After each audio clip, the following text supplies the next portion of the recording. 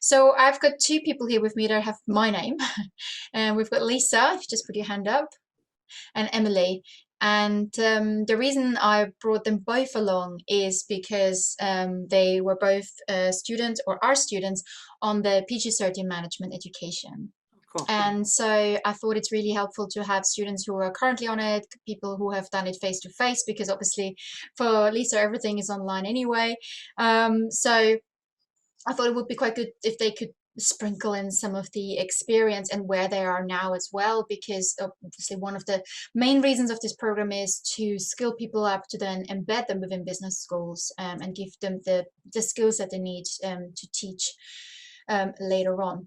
So, but before I do that, I would like to give a bit of an overview of how the program is actually structured, where it came from, what benefits there are, and how we work with MOBTS. I know that Barb is here as well, and she has contributed lovely to the program this year and has given some guest talks, and that is really nice. There she comes on. Hello, thank you.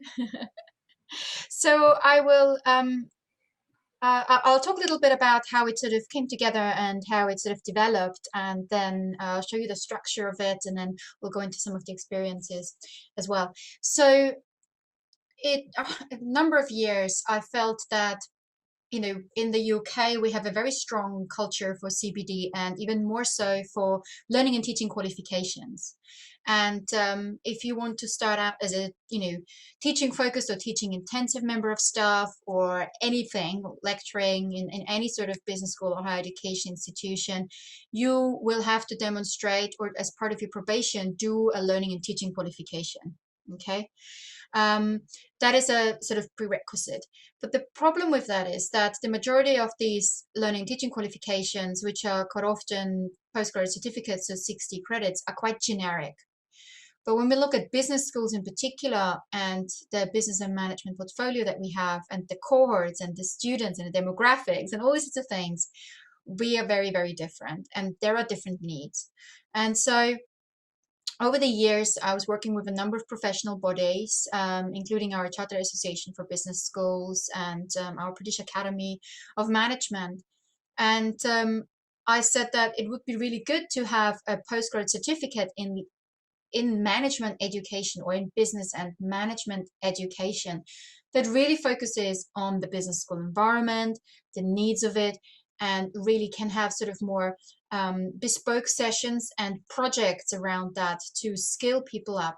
So this also came out of the work that I did on our MBA, where I was working a lot with practitioners who think, oh yeah, I want to give a guest lecture, I'll come in and talk, I'll lead a module, no problem, a couple of PowerPoints, here we go. But actually, it's a lot more than that. It's a craft, it's a profession, and we do need a qualification. You wouldn't go to a doctor and who doesn't have a qualification either.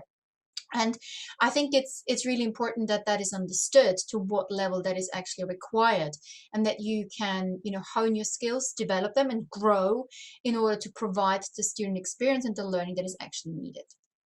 So this program is aimed therefore at practitioners who want to transition into business school teaching, and this could be in further or in higher education, so we have that distinction in the UK here. But it's also aimed at PGR students, so postgraduate research students, PhD students, who haven't got a prior qualification and would like to do some demonstrating along the way. And then also ECRs, so early career researchers. So these are people who have finished their PhDs and now come in as junior faculty and would have to do a learning and teaching qualification as part of their probation.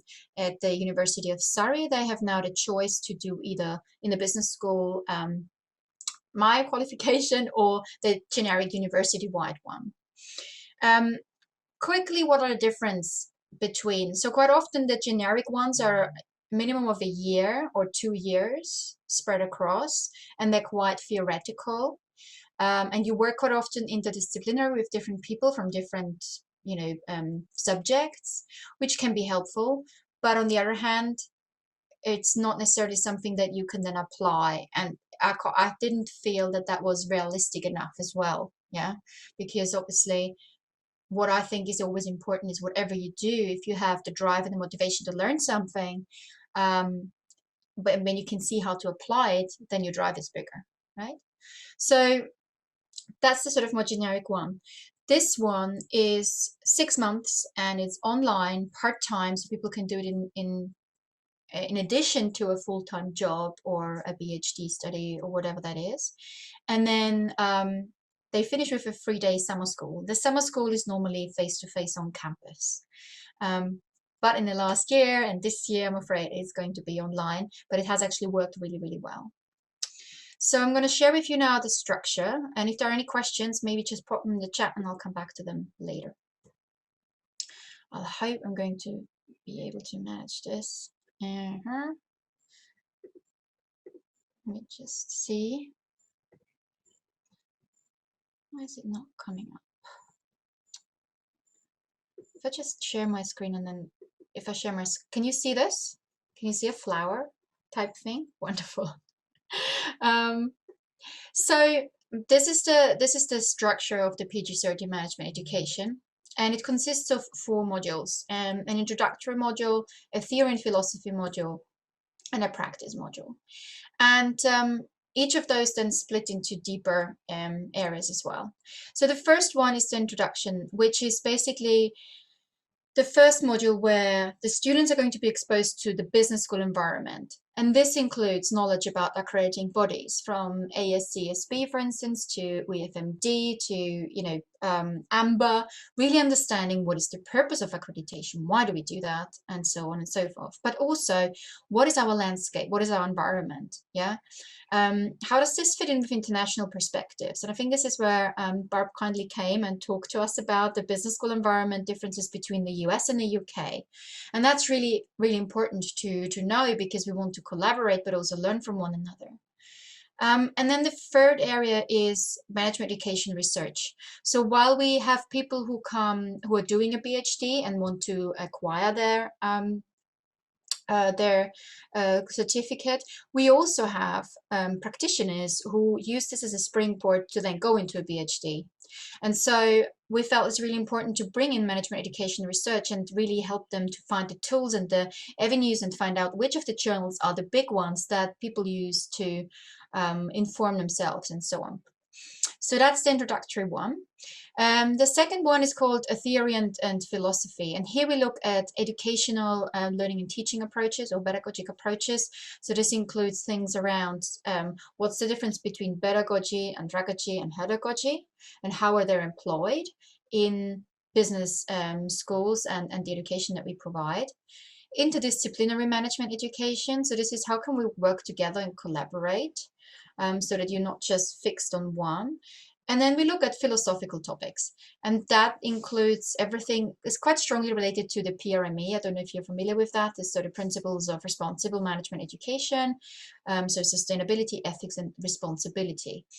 So we go from a very sort of wide angle of the environment into sort of more the theoretical one, yeah, and the knowledge.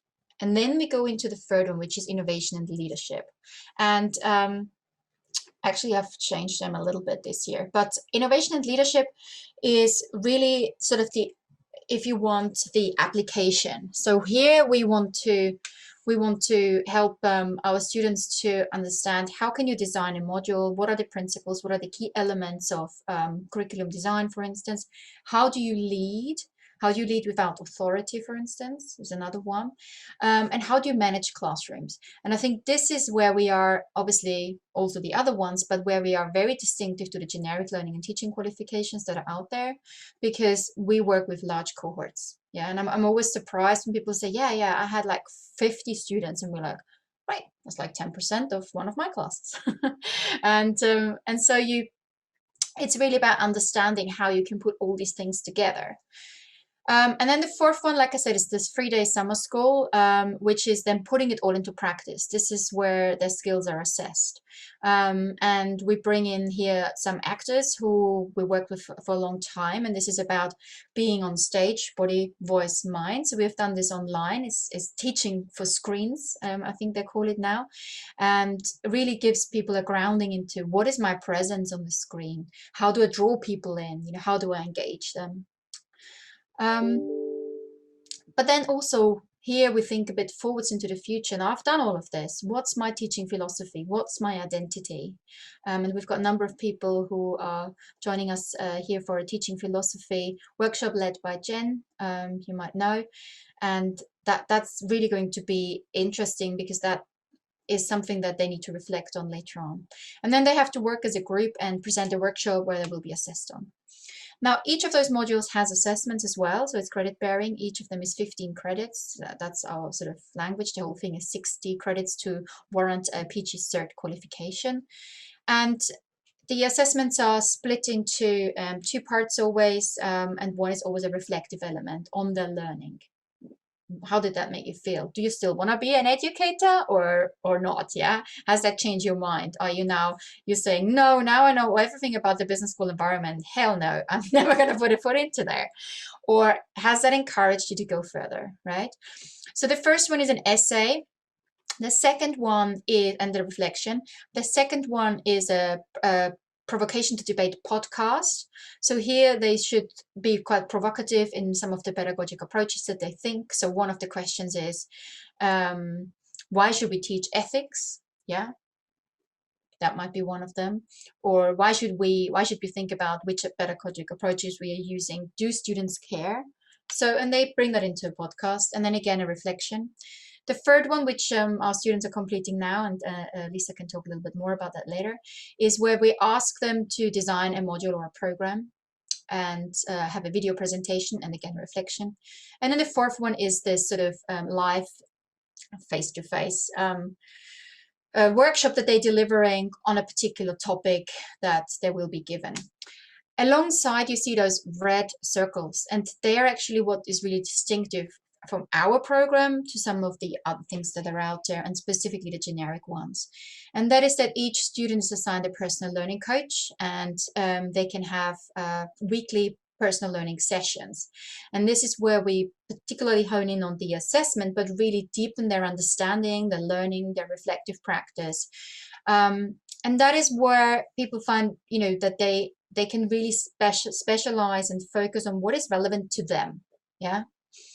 And then throughout each of those modules, we have a number of webinars, I think they're fortnightly, and also peer review, peer feedback processes. So it really gives, I think, people a very good grounding in what it is that you need to learn, what the parameters are, what the regulations are, what the processes are, and what the language is that we actually use.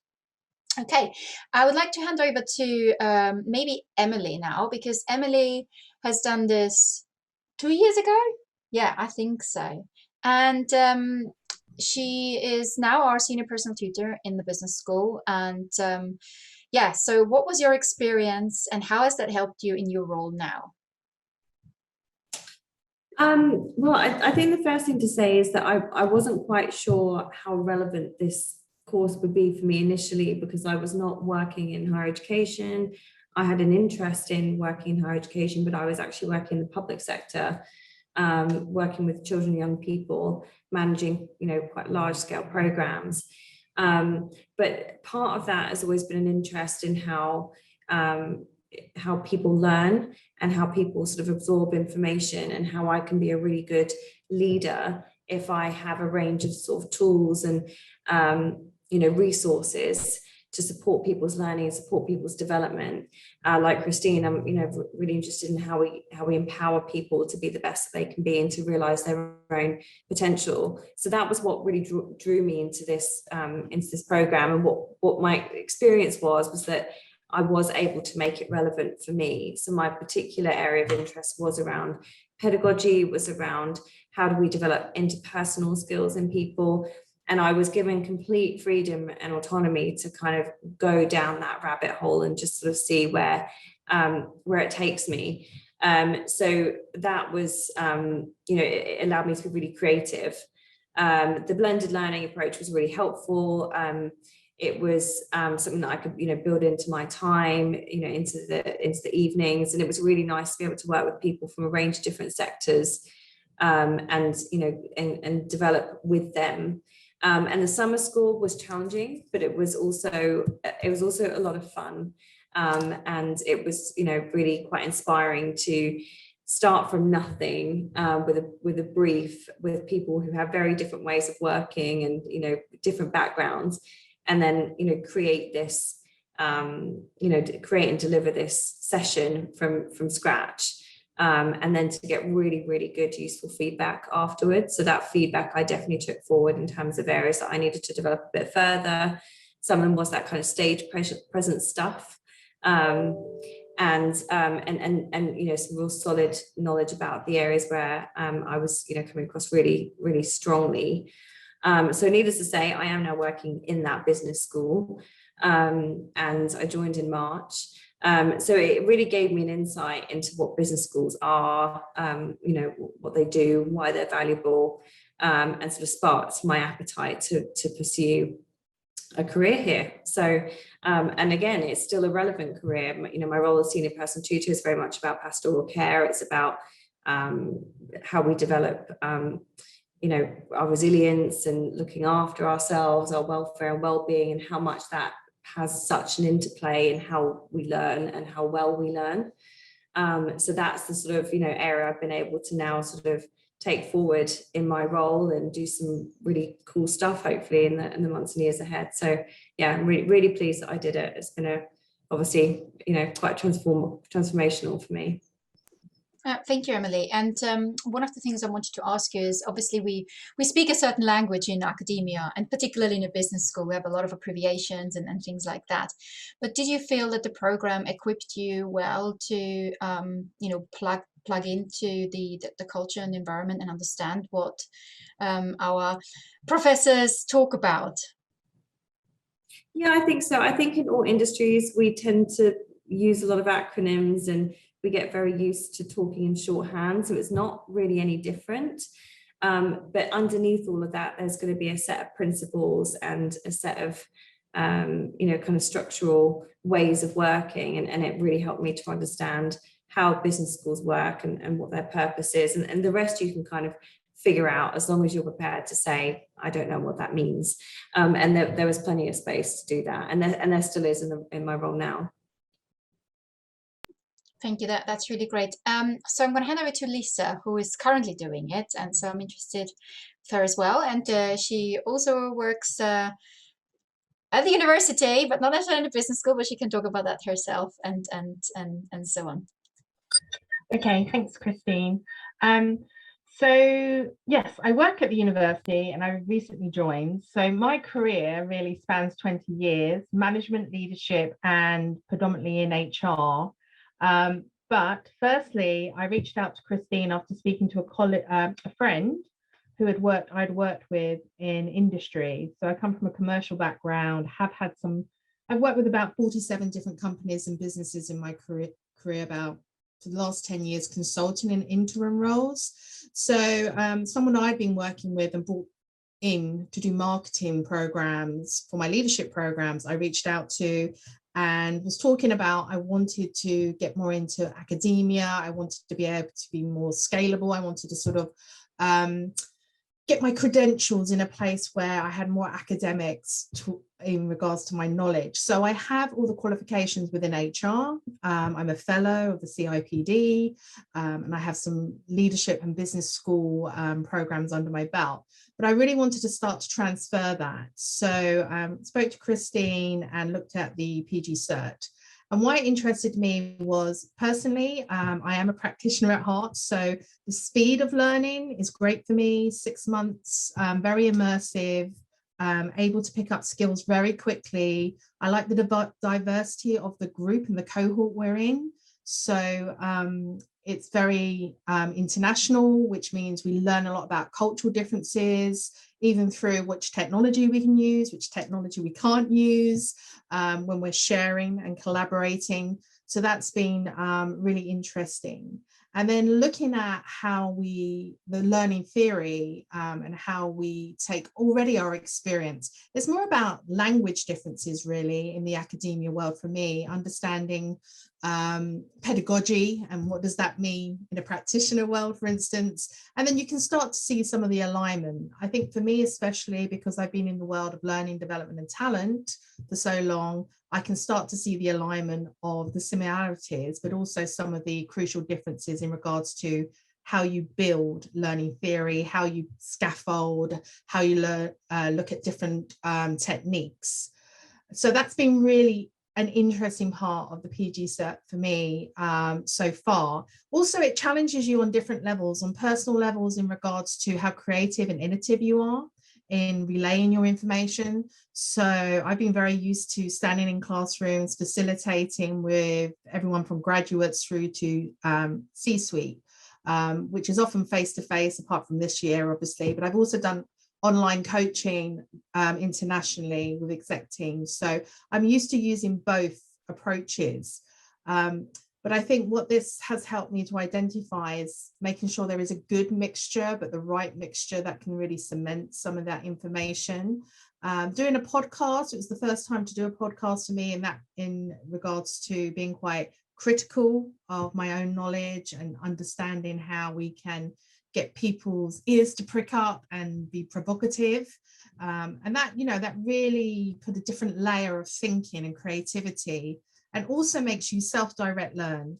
So you have to go and search and look at who does the best podcast, how do they get their audiences, how do they engage in the audiences, what are the key messages you need to get over. So that was definitely challenging, but really great fun and interesting. I think also building what Christine says, that under each section, we also have to do peer-to-peer feedback.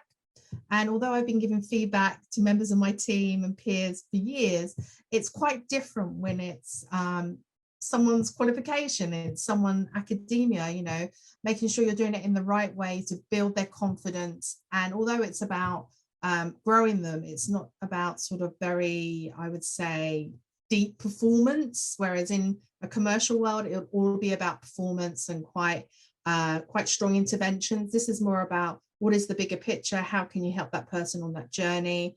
And I would say the biggest fear for me sometimes is getting my peer feedback rather than my marker feedback. So that's really opened my eyes to peer-to-peer feedback, and also the elements linked to research.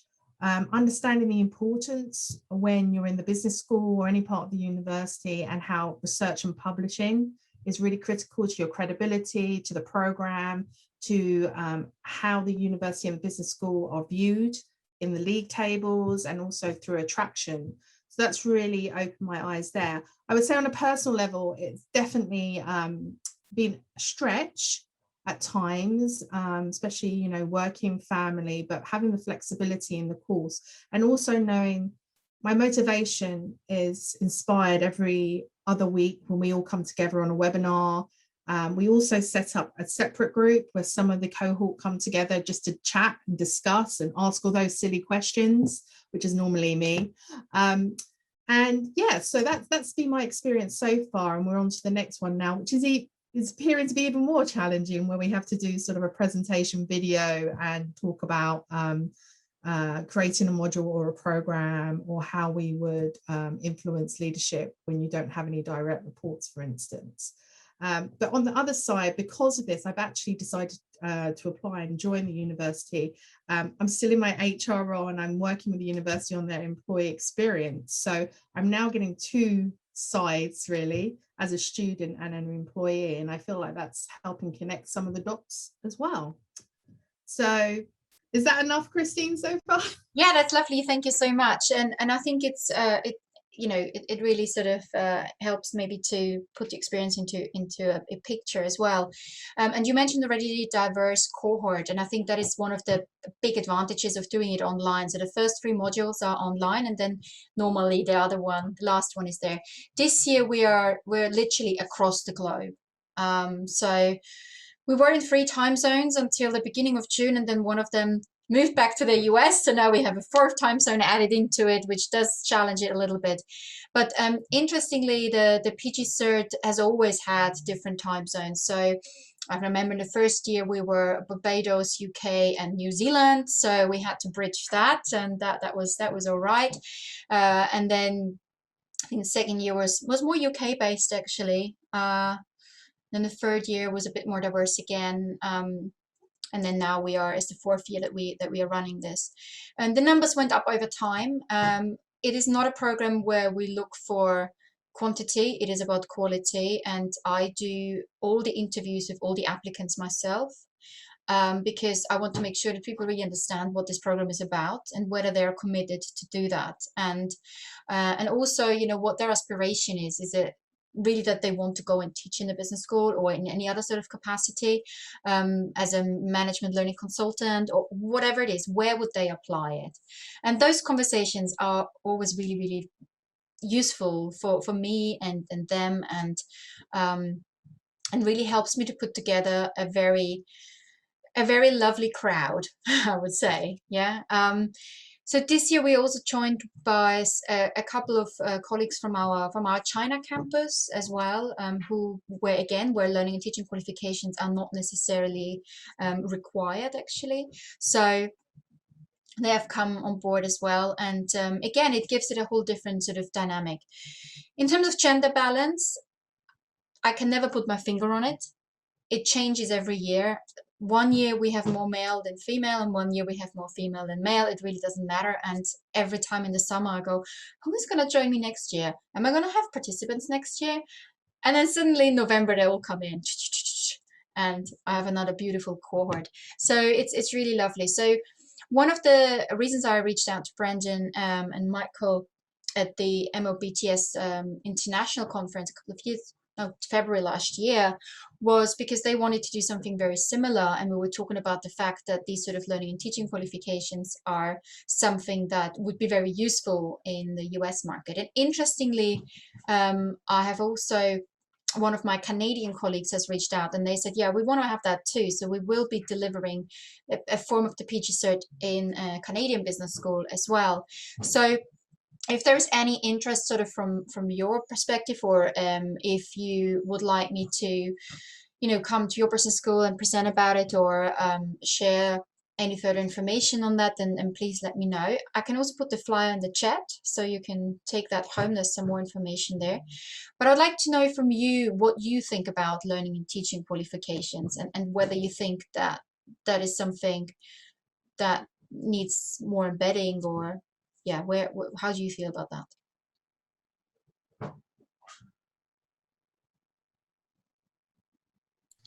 Well, what I could share with you is my experience. I mean, I've been living in the States this time for 7 years, and in the past for another 10. But I've been in Europe, I've been in Latin America, and in the case of Latin America, the certification for teaching at higher education is a common thing, okay? Now, the way is that almost schools have their own program, and also it's not mandatory that you need to have the certification of teaching from the same school that you're going to teach. It's kind of like the common thing. All right. Now, I know about colleagues that, again, they did maybe their certification in one school and go teach in another one. Mostly, as you said, to teach at the MBA level or undergrad level, being practitioners that they are not intending to, or they don't want to get it to a PhD program or doctoral program. What I know is that maybe here in the States, it's not that common for some schools. And that's one of the most common conversations that happen in any single early educator forum, on which you see that people tend to be thrown to the wolf on day one. Like, well, your grad school will assume that you know how to teach, based on the assumption that you'd were a TA for somebody else. Now, the assumption fails to the fact that some people sometimes is being a research assistants. Some of the people, they were TAs, but that doesn't mean that they were good. Okay. I mean, I'm sure that some of us here in the States have been in search committees, reviewing candidates. We find out that some candidates have really bad teaching evaluations.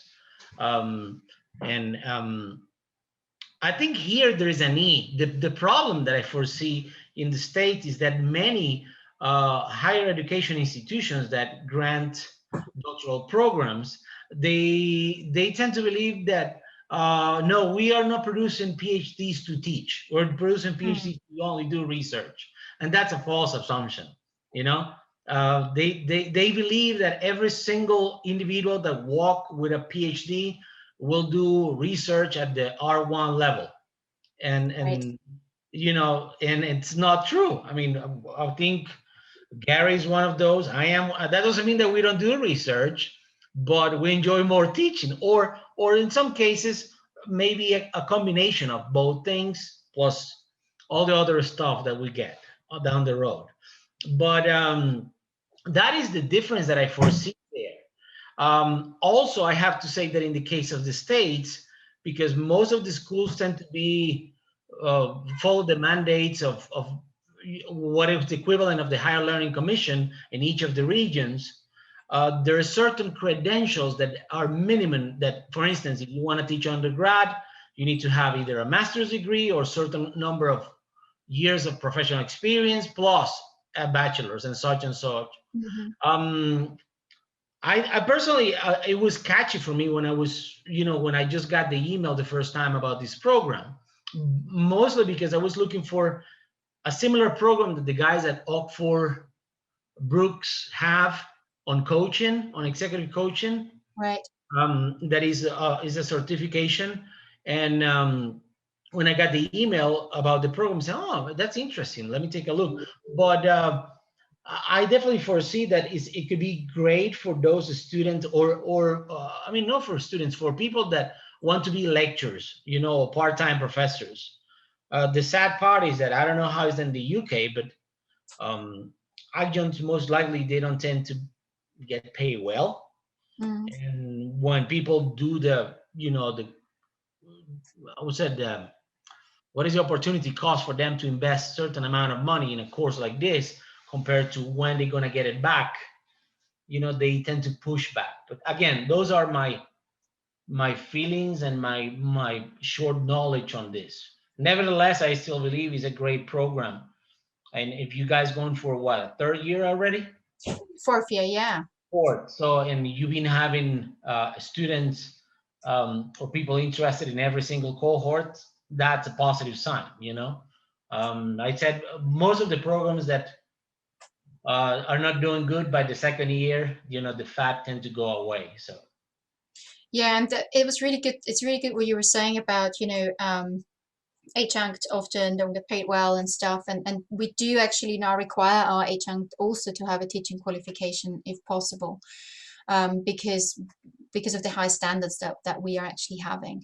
And that's quite often the way how it works now. So for us, the program is a bit like a talent pool, and we build people up in there, and then they get associate appointments, and then they get more, become part-time, and then get more and they get more. And we have a number of people who have now joined us as full-time members of staff, and some of them are already quite senior as well. So it really works that way. And yeah, I think it's like you said, it's the only program that exists anyway in that sense. And so I'm really pleased in how it sort of grows. Gary, I have put it in again with a different one. Maybe check that one out. If not, then if you put your email in there, if you put your emails in there, I can send it to you. Okay. Or I can ask Brendan to share it. It's just a flyer. I can also send you the link for it from our website. It looks promising. I think it's gonna. Yep, it worked. Yay! All right, Okay, wait. so Okay, wait, hold on. It disappeared. No. That may just be my browser. Come on.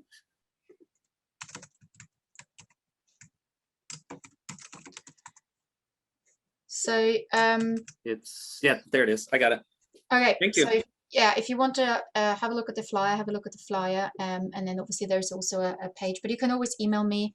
I'll put my email down here as well if you want any further information or anything else. Gary, did you want to add anything to Carlos' points? Not much to add. I have a much better understanding of this now. I've being on the board, I'd heard a little bit about it, but didn't have much context to place it in. But the little flower graphic you showed was great. And then hearing from the people involved in the program, that really helps. So that's great. So Donna, how do you feel about something like that?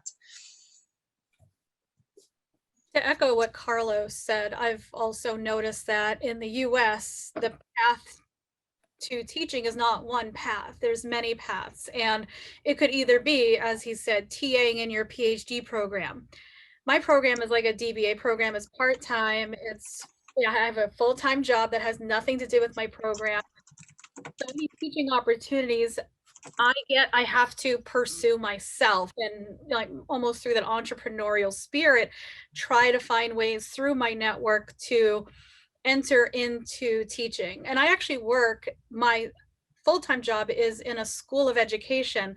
And for the past few years, I've been like, wow, wouldn't it be great if we did something like how we have our initial teacher certification, learning pedagogy, learning the classroom presence, that kind of education, but for people with master's degrees and terminal degrees who want to go into teaching, because they have the content information, but then when it comes to the soft skills of teaching, it's either catch as catch can, or you happen to fall into some kind of program where you're more groomed into that sort of role. Because I've also noticed a lack of that, of like, as far as like, how do I now get the teaching experience that some of my peers are automatically getting in their doctoral programs. I think what you're doing is really, really fascinating, and good for you for recognizing that need and starting your program. Yeah, a couple things I was going to add is that Carlos, I really appreciate what you added here, because I came very much the traditional route, PhD program, always intended to do mostly teaching and some research, and no certification required anywhere.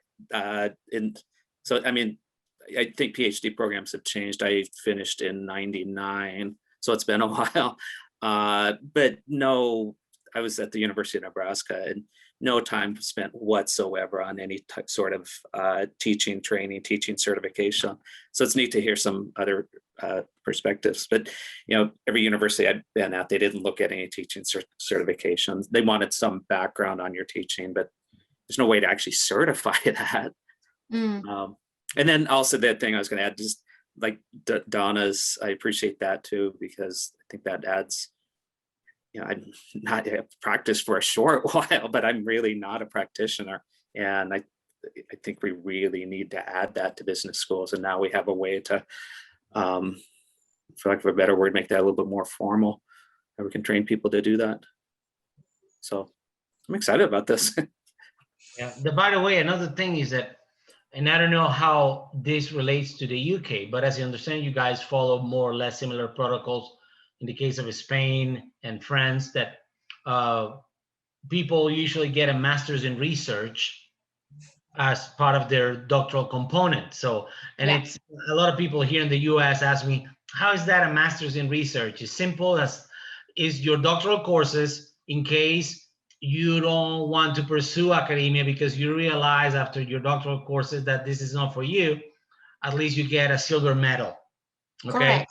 And people say, how is that? Well, yeah, I mean, there's people that realize that after doctoral courses, this is not for them. So the way that the European Union faced it, was creating this figure of the masters in research.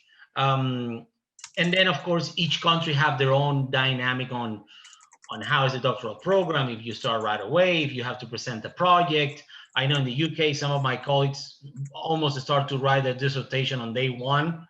That is kind of like, what? Yes, sort of like they're thrown to the wolf in research from day one. While I think here you tend to be thrown to the wolf into the classroom on day one and nobody teach you anything. Again, I'm arguing that some US schools are realizing that they need to start to teach people to teach. Okay, I know, for instance, University of Utah have 1 or 2 courses that now are mandatory to provide teaching training. And also I'm aware that the PhD project that is a non-profit organization that support minorities to pursue PhDs. Also provide us training for potential educators in higher education, particularly in business. But I mean, it's so odd, it's so strange that that's what I believe that some people here in the state is like, why is that a certificate? Why I need that? And finally, see, this is something that maybe you are not aware. There is a master's of education in business or something on those lines that are designated or created for those individuals that will be teaching business courses in high schools, okay? Because some of our high schools have business courses. So I know University of Kansas, they offer one of those. And I think there's another one, Emporia University, or I don't know, one of those. But that's something that eventually, it could help the people to understand when you're trying to translate the program into the US terms. Thank you. That's really helpful. Sorry, my dog just came to join me here. Barb, do you want to come in on this a little bit? Because you know, you look at it from a dean's perspective as well, and what you think the value is, and your contribution, obviously. Well, I can sort of tell you our story. So we are a DBA granting institution in Florida in the United States, and we just had a recent accreditation review for AACSB, and the team said, you know, the DBA was created for people to go out into practice, to advance in their leadership roles, to become consultants, CEOs, and 40% of our DBA students were going into academia. So it was sort of a surprise when we didn't expect that when we set it up, and indeed, a lot of them were using it as a transition. You know, like, I'm in corporate and I don't want to be anymore, so they were transitioning into academia. And our peer review team for AACSB said, you need to provide teaching training, because, you know, I mean, it makes sense. You're educating the next generation of teachers. So it was explicitly said, this is a need, right? That and that's our particular situation. So it's not everywhere, but we're trying to integrate content then into our DBA curriculum. And this is really very interesting because I've found, I'm teaching the first colloquium, which is a 1-credit summer class about teaching, to address the peer review team comment. And I have found tremendous interest that indeed the majority of the current cohort want to transition to academia, and some are already applying for academic jobs. So I think there's a need. I think this is a very interesting program. And I'm pleased to have met you, Christine, through our MOBTS connection, and to have contributed in a small way, but it's a really neat thing that you're doing. Yeah, I think it's great. I mean, if there's anything, you know, we can do to work together or help each other out, let me know. We're always happy to have work in symbiosis. You know, it's, you know, I'm very happy to share whatever there is, because I think it is really important that we provide that qualification and that we give people, even if it's just confidence, you know, then that ticks the box for me, because quite often that's what comes out of it. People feel a lot more confident to go and actually design things, and, you know, like you said, not being thrown to the wolf, but to have that sort of, okay, I can go back and look at my notes and not get completely scared. And I think a lot of people I spoke to said that that's how they felt in the beginning. You know, they knew that they had to go to class and they were actually really scared. So that's really good. You asked a question about whether the 3 days are going to be on campus or will students be able to attend virtually. So in the future, I think we will have to have an optional approach here, because the circumstances are just different. But also I think it does sometimes add, you know, a nice component to it to bridge the two worlds together. And I think there will be more of that in the future. How are we assessing the program success? Well, that's a very good question in terms of what our KPIs are. So I normally look at two things. One is then employment in a business school context. And so I have set my figure on that. But also, who of those are going to apply for fellowships Advanced HE. I don't know if you're familiar with that body. Advanced HE is a global body situated in the UK, but very UK focused. But basically, they give fellowships for learning and teaching. So there's an associate fellowship, a senior fellowship, and a principal fellowship. So I'm at a senior fellowship at the moment, and those individuals who gone through the program, I then support them to go for fellowship after. So it's always a question of how many of those do that achieve that through the program to go to the next sort of stage, get the next sort of, you know, credentials on it. Because again, in the UK, when they recruit, people will look at, have you got learning and teaching qualification, and are you affiliated with the advanced HE or not? Yeah, so that's the first sort of 2 steps that gives them a bit of an indication. And sometimes, because the competition is quite high in terms of recruitment, especially with adjuncts, if you have those 2, then you tick already, you know, that's like hygiene factors in a way, and you tick already those boxes. We did think, you know, what other sort of measurements could we have? And obviously we have module evaluations. Each module is evaluated as well. And if, you know, the student experience is great, then that's good for us too. And there we can make some changes, and we have done changes over time, obviously. But yeah, it's you know, it is, as the word spreads and we get more and more enrollments, I think that's also a sign for success. And like Carlos said earlier, you know, it's in its 4th year, and we're very careful, are protected, and I really want to make sure to find good partners to work with on that program as well. We've also designed this one as bespoke programs for specific schools. So we wanted to actually work with a university that specializes in women education in Saudi Arabia. And we set it all up bespoke 2 years ago, and this was a government funded project.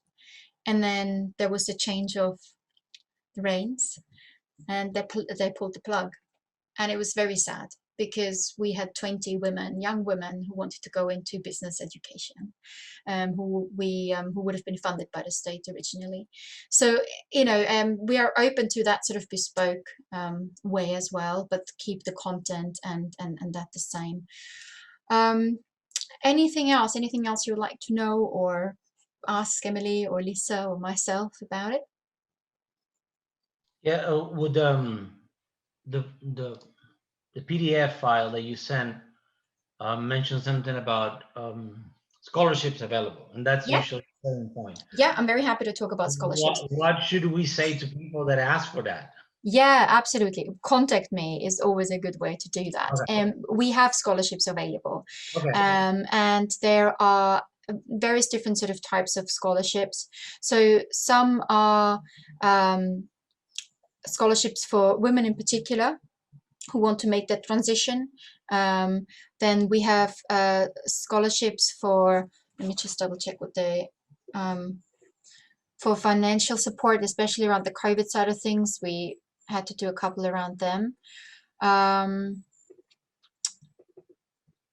Just bring up the file there.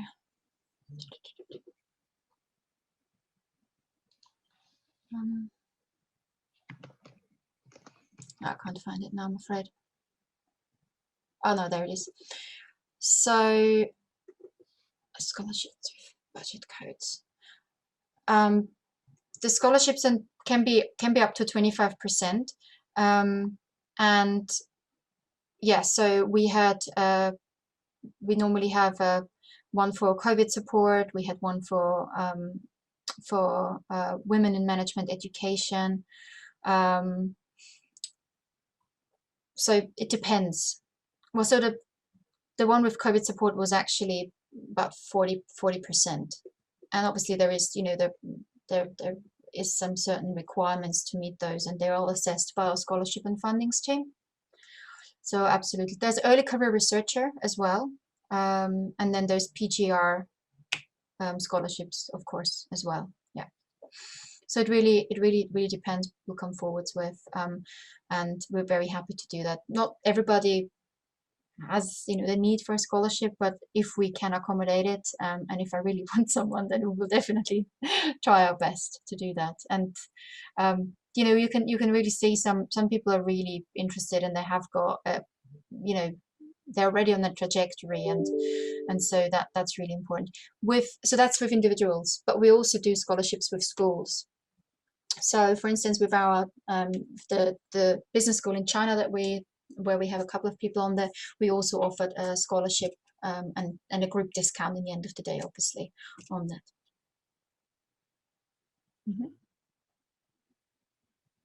In the past, actually, we also did a like-for-like scholarships. So people who were, and we gave that to 1 or 2 people per cohort, people who were on the cohort were implemented into or embedded in a program or in a module, and they were co-teaching with someone else. So they were shadowing and they were contributing and they were assessing alongside us doing the program. We didn't have that this year, because of COVID, and because it would have, you know, everything was already really delicate with the online experience and so on and so forth, and so we left that out. But that is obviously also an option that we could consider if there is a very promising candidate, that we plug them in to gain the experience of teaching while doing the program. Yeah. Anything else?